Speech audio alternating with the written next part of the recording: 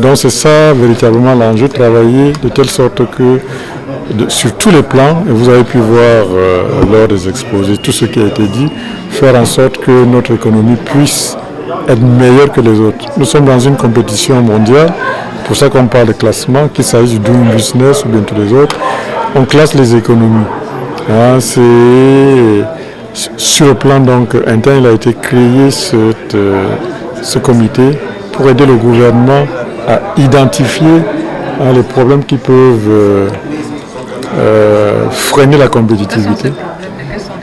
Ces problèmes sont de divers ordres. Je ne peux pas tous les énumérer ici. Il y en a qui sont plus importants que d'autres.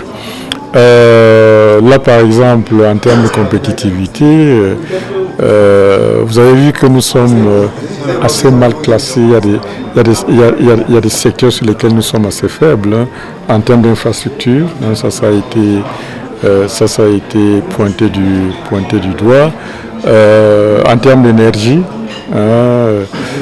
on n'est pas en mesure de produire une énergie suffisante et à un prix raisonnable pour permettre de produire des biens et des services qui puissent faire compétition aux autres. Parce que, comme je le dis encore, c'est comme une course. Il ne s'agit pas d'aller vite, il s'agit d'aller plus vite que les autres. Donc, la réunion se poursuit. Nous allons justement tout à l'heure nous focaliser sur les aspects sur lesquels nous allons proposer au gouvernement de faire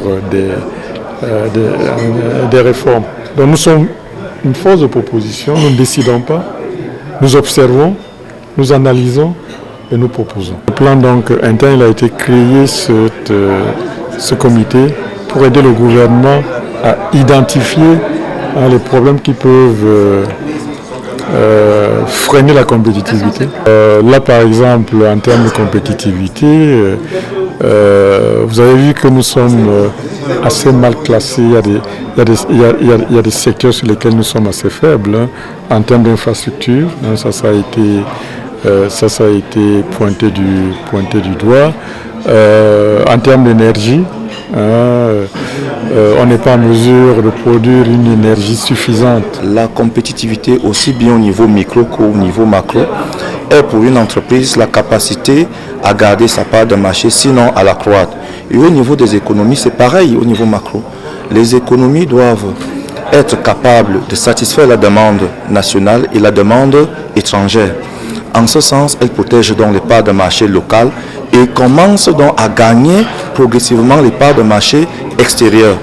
La croissance est une évolution soutenue, n'est-ce pas, du PIB, donc le PIB étant la somme des richesses.